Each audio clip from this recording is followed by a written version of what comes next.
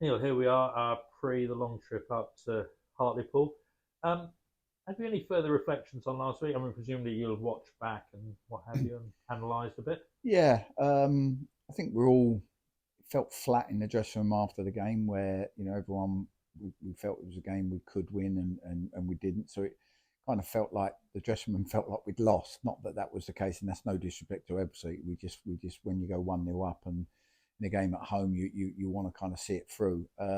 Having watched the game back, looked at the data, the stats alongside my own eyes, expected goals, stuff like that, we deserved to win. I think it was like 1.7 to 0.6. Did we do enough? I don't know. I thought that, when I watched the game back, Ebbsfleet came with a real clear game plan and made it very, very difficult for us. And we didn't quite have the quality or the finishing at the right time to make the difference. And as we know, goals do change football matches. So their goal, I didn't see it at the time, but their goal was going 4 foot wide. And deflected off our player and carried it into the top corner. So we didn't have much luck with that. But all in all, we feel like we've probably dropped 2 points, having been 1-0 up. But you have to dust yourself down. We've got 4 away games now, and we've got to focus on them and the performance levels that we need. So back in on Monday, how's the week's training been? It's been good, as in it's been sort of one of the few weeks I've been able to have a clear week since I've been in. So we got some real sort of good physical work in, particularly on Tuesday. But we have sort of from the game Saturday and across the board, we have picked up some niggles and some injuries that are unwanted in various positions that we probably can't carry. So we've myself, Bass and Jody have been working tirelessly this week to try and add one, maybe two to the squad. We're still working today as we speak, so we're still hopeful that something might happen, for somebody to travel with us tomorrow and be with the squad. Um, but obviously we don't know that for sure yet. I'm sure that's the side of management we don't really see, do we? It's the behind the scenes stuff. Um, there's been a few, long term injuries, people like Dion, Timmy, and so on, and obviously Ben went off. So any sort of injury updates or rehab updates you can give us at all? Yeah, I think Ben. We our first impression is it was quite a bad one. We think he might have had a grade 2 in his thigh, which isn't obviously very good at all. We sent him for a scan. We're hoping to get the results back today. Dion's booked him for a scan on his hamstring to check where that is.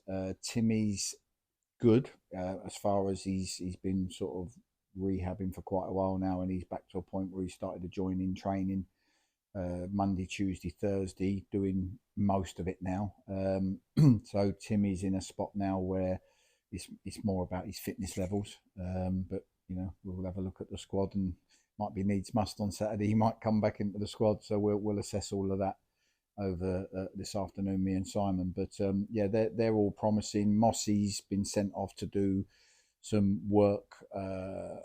It's assisted work on an auto G machine which carries your weight, so you start the running process without putting too much weight through your ankle and your foot. So we're hopeful that if he comes through this week, he might be able to get back out on the grass at some point next week. That's not training, that's straight line running, just trying to put some load through his ankle again and strengthen it up.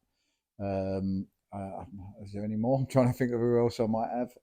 But generally on the longer term injuries, sorry, Incy, who came off at half time in the cup game, we're trying to settle his knee down, and hopefully he will be back in training at some point next week, or working with a physio at least on the grass next week. So yeah, no sort of strong update on them being back. Timmy's probably the closest of the lot. And that's really good news because I think it wasn't a rumor. I mean, he told us. He said, "I think I'm out for the season." So he's come along quicker than Yeah. was feared. Yeah, absolutely. And he had a decision to make whether he had surgery or an injection, and he had neither, and he did strengthening work, and he's managed to get himself back pain free. So touch wood, that stays the way it is from now on, and we get him back fully fit and in a better place than he was earlier in the season. Now, it's hard to believe, but it's only just over a month since you came. Oh, feels like about 2 years. And obviously, you came in at a hectic time leading up to Christmas. I mean, do you look back on the month positively with satisfaction and Yeah, I think it's hard not to. When you come into a club, you hope to have an effect. Um, by any stretch of the imagination, we're not anywhere near a polished article or out of the mire that we was in. We're still in a big relegation battle. We know that, but I think the players have responded really, really well. I can't ask for much more from them. They've taken on a lot of information in the way that they've played and tried to apply it and been brave, which isn't always easy. Their work rate and their training attitude has been spot on, so you can't ask for too much more than that. And obviously, the belief that they've gained by not getting beat over the course of 7 games has helped me to implement my ideas because they kind of they've seen them work to a degree and sort of carry on trying to show what we've been working on in training on the pitch. Thank you. And finally, from me, I've noticed how every manager's different, but how calm you often seem. There might be a lot going on under the surface. I don't know, but and a couple of the players have said you seem exactly the same on match day as you are on training.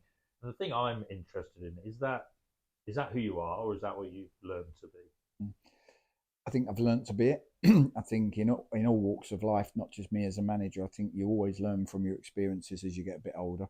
In my early days, even running Cardiff's academy through to my first job at Wimbledon, I probably, I got involved maybe at times with the ref. I got too emotional on the sideline if the result wasn't going right, and it all strips back to the way I look at it is I'm there to help a group of players to try and get a result. And in order to help that group of players to get the result, I need to see the game. I need to understand what's going right or wrong, where we've got some problems or where we can hurt the opposition. And if I'm emotional, if I'm letting I don't know, any discontent, if it was there from the crowd, get to me, then I'm not going to help them. If I'm getting too involved with the referee, then I'm not going to help them. And if I'm emotional and shouting at the players constantly for everything they do wrong, then I'm not going to help them.